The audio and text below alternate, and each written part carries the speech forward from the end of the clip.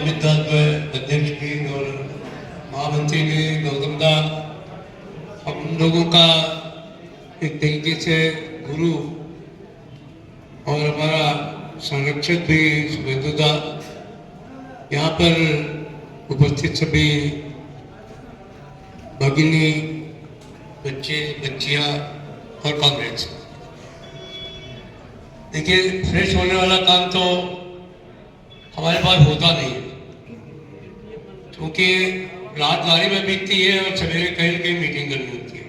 तो मैं तो हमेशा फ्रेश रहता हूँ, तो उसमें कोई प्रॉब्लम।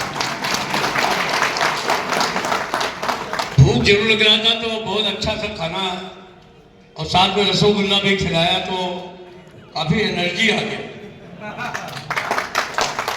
और एनर्जी एडजस्ट करने के लिए समय जो है बहुत कम दिया गया, 10 मिनट का। वो मैं पूरा कर लूंगा जब ओपन सेशन होगा। अभी ईस्टर्न रेलवे मेंस यूनियन को आज के उनके इस फर्स्ट ट्राइनियल जनरल बॉडी मीटिंग में, वैसे तो ये हमारा सौभाग्य है कि ईस्टर्न रेलवे मेंस यूनियन ने हमको लगता है कि अपने 102 साल पूरे कर लिए। तो आप सबको मैं बहुत बधाई देता हूँ आपकी ट्राइनियल कन्वेंशन पर भी और आपके 104 साल।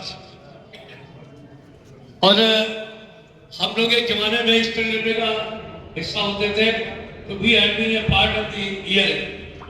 हमारे यहाँ कभी कभी जब मैं लोगों वर्कशॉप पे जाता हूँ तो कहीं न कहीं लिखा हुआ मिल जाता है कि ये ईस्टर्न रेलवे का हिस्सा है। अभी रेलवे स्टेशन पर भी लिखा हुआ है ER। हमारी जो ओरिजिनल यूनियन है वो ER है, लेकिन घबराने की जरूरत नहीं है आपको किसी भी तरीके से। हम लोग पार्ट एंड पार्शियल है, ER भी है, NR भी है, सब मिलकर के IRF है। हम लोग सब एक साथ मिलकर के काम करेगा और हर लड़ाई में एक दूसरे के साथ। एक दूसरी बधाई आपको, आपने इतने झंझावात,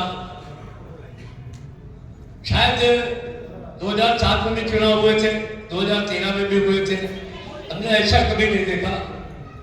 थोड़ा बहुत मारामारी होता था, जरा थोड़ा दबंगई भी लोग करता था, लेकिन जमीन पे उतर करके इस तरीके के चुनाव मैंने कभी देखे जैसे चुनाव इस 2024 में होने का था। पूरा प्रयास किया गया कि ईस्टर्न रेलवे मेंस यूनियन का मनोबल किस तरीके से डाउन किया जाए, इसका पूरे तौर पर प्रयास है। लेकिन मुझे खुशी है, मैं बधाई देना चाहता हूं अपने कांग्रेस को, अपनी इस लीडरशिप को, अमित की टीम को, कि जिन्होंने कोई परवाह करते बिना आपको नंबर 1 पर लाने का काम किया। इसके लिए मैं आपको बहुत बहुत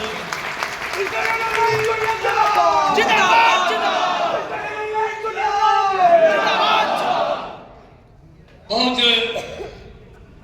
जो है वो नैरेटिव्स भी बनाए गए, झूठा प्रचार भी हुआ। इस तरह झूठे प्रचार हुए जिनका कि कोई हद और हिसाब नहीं है। मैं लिलुआ गया तो वहां राजनाथ जी का फोटो लगा हुआ था, मेरा फोटो लगा हुआ था, लेकिन लिलुआ की मीटिंग मैं समझता हूँ जितनी मैंने देश भर में 100 से ज्यादा मीटिंगें की इस मामले में, लेकिन लिलुआ की meeting one the best meeting. और जितना जोश उसने नेताओं को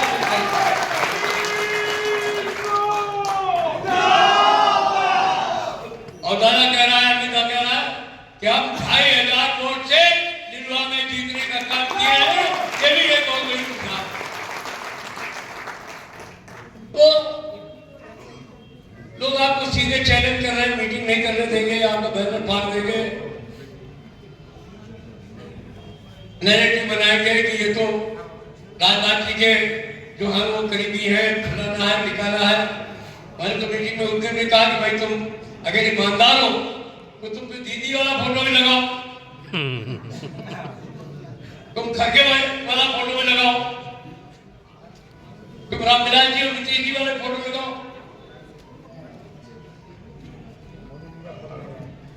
लेकिन चुनाव को कैसे प्रभावित किया गया है ये पूरा प्रयास है।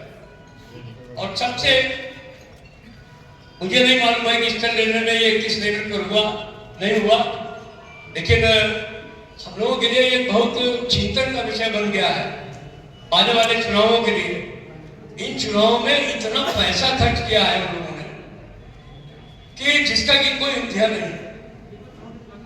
शराब खाना ये सब तो अलग की चीज है, लेकिन जिस तरीके से नकदीकरण किया गया हम लोगों ने कभी ऐसी कल्पना नहीं की थी।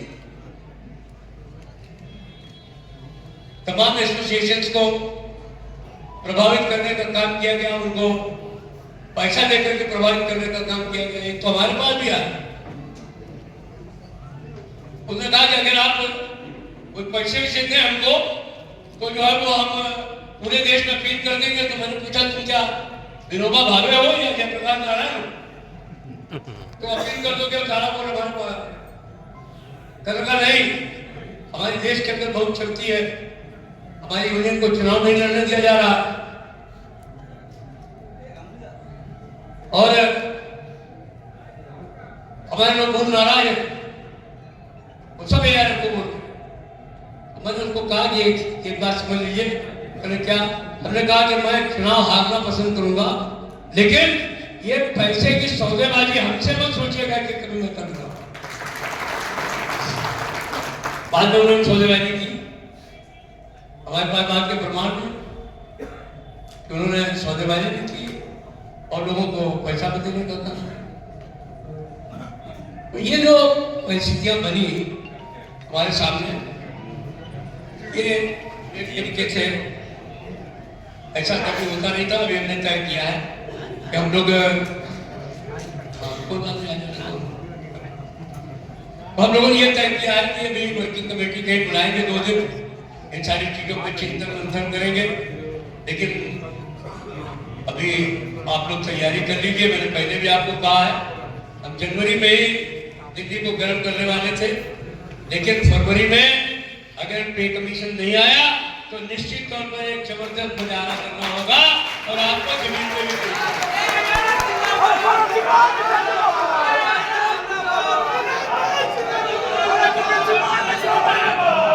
तो अगली लड़ाई पे कमीशन की लड़ाई है, इसके लिए तैयार हो गए। ब्रांच लेवल पे भी लड़ेंगे, डिवीजन लेवल पर भी लड़ेंगे, केंद्र में भी लड़ेंगे, कलकत्ते में भी लड़ेंगे और दिल्ली में भी लड़ेंगे।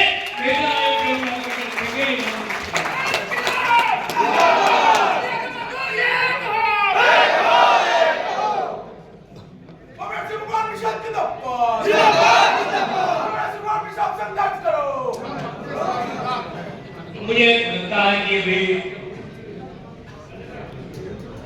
तमाम सवाल हमारे सामने और भी हैं और वो हमारे सवाल नहीं है, वो हमारे सब बच्चों के सवाल हैं, बच्चों के सवाल हैं। अभी तक नोटिफिकेशन नहीं हुआ है यूपीएस के नाम पर। इस चुनाव में यूपीएस एक बहुत बड़ा मुद्दा बनाया गया और इतना बड़ा मुद्दा बन गया कि कई जगह तुम्हारे इतने मजबूत पेड़ थे ऊपर,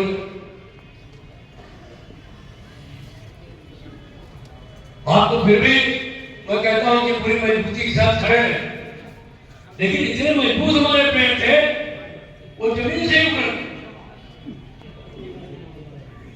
सिर्फ इसलिए कि वो कार्य को समझा दे।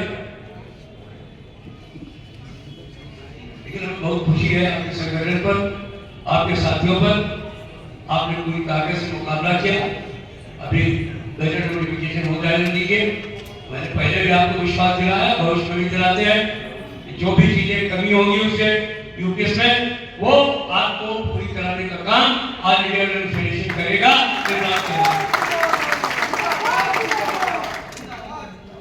आपकी प्रोन्नतियों का सवाल है। कार्य स्ट्रक्चरिंग की मीटिंग हो शुरू हुई थी कि जो है वो चुनाव लेकिन उस मीटिंग में हम लोगों ने बात साफ करी कि आपको तमाम साथियों को ये कैडर स्ट्रक्चरिंग पुरानी कैडर स्ट्रक्चरिंग से कुछ अलग होना चाहिए। 1800 के ग्रेड पे में एक जमाना पहले 3 साल हो गया है, बोर्ड ने बात मान ली थी कि हम जो है वो 70% तो नहीं दे सकते, 50% नहीं दे सकते, लेकिन 30% 1800 को 1900 के ग्रेड पे भी बदल। ये बदलने से क्या होता है कि वो फिर हमको उसका आगे बेनिफिट एमएससीपी का बेनिफिट, लेकिन अभी भी उस शंकर जी की जो डाउन है उसको निकलवाना है। हमने 4800 को 5400, 4600 को 4800, 5400 दिलवाने का काम किया, लेकिन 4 साल का उसके अंदर प्लान बना दिया गया। हम प्रयास कर रहे हैं कि बहुत जल्दी उसको 2 साल करवा दिया जाए, ताकि हर रिटायरमेंट वाले सुपरवाइजर को उसका बेनिफिट मिलने का काम हो। ये भी उनका काम।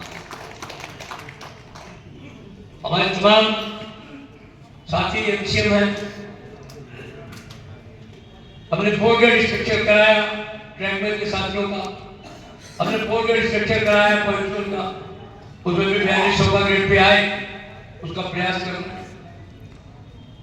हमारे जो एमसीएम कर रहे हैं उसका 4200 के बजाय 4600 ग्रेड का स्ट्रक्चर हो, उसके लिए कोशिश करना है। रनिंग स्टाफ 4200 में जो है वो वंदे भारत भी चला रहा और 4200 में पैसेंजर भी चला रहा, ये नहीं चले।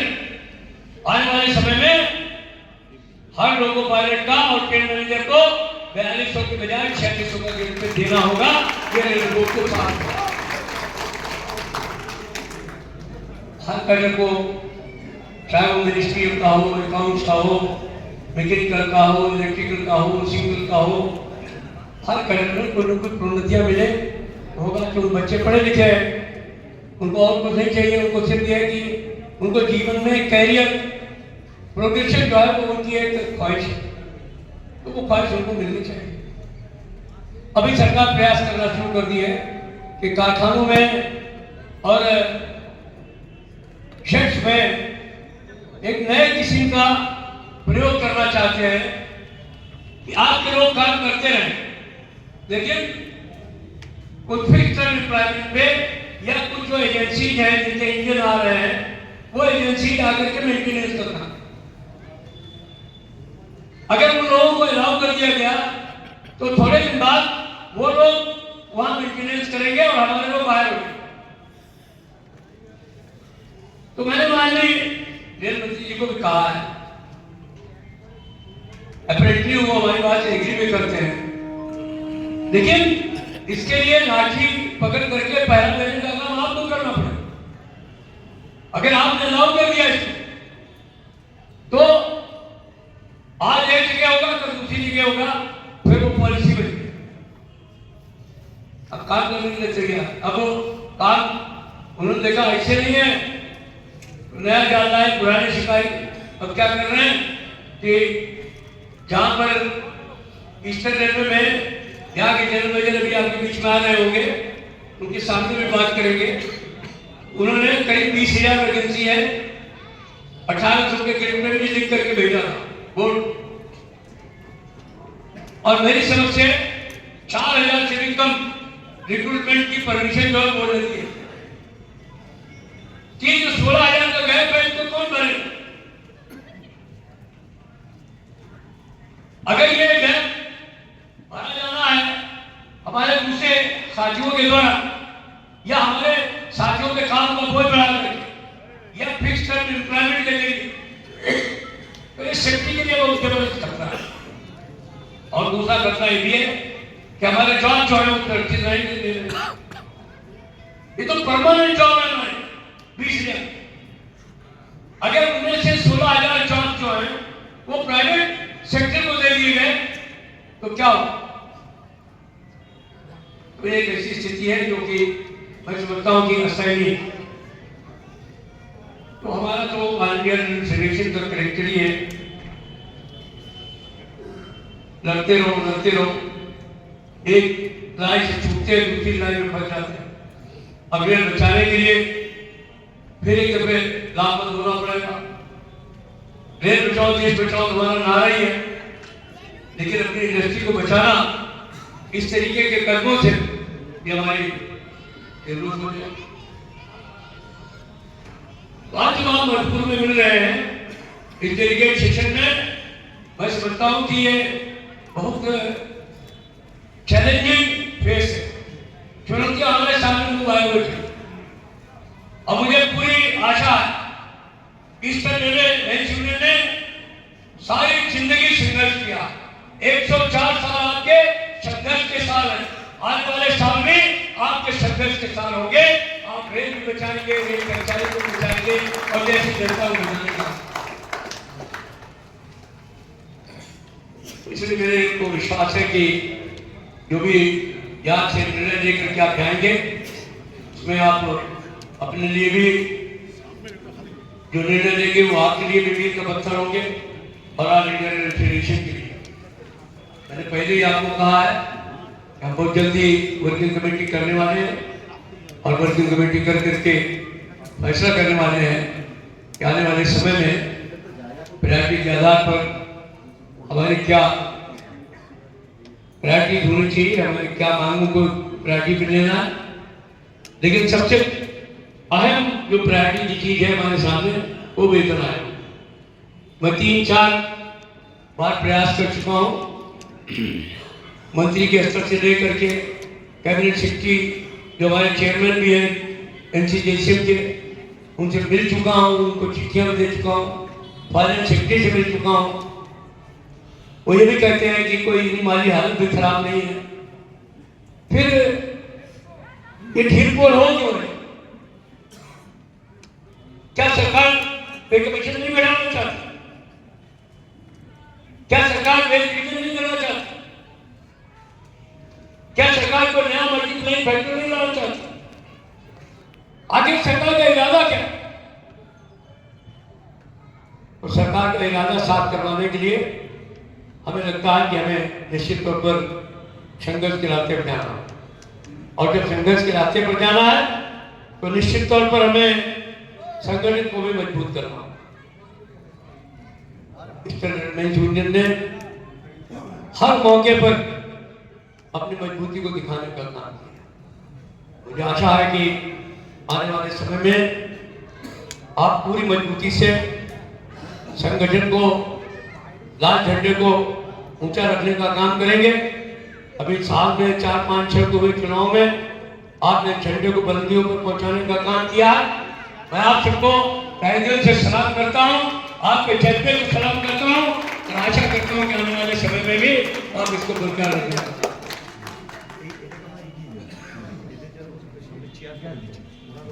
हमेशा एक बात आप मुझसे कहता हूं कि इनकी हिम्मत को चलाओ, इनके हमरा इनके साथ अपनी लीडरशिप, इनकी हिम्मत को चलाओ, इनके हमरा बनो।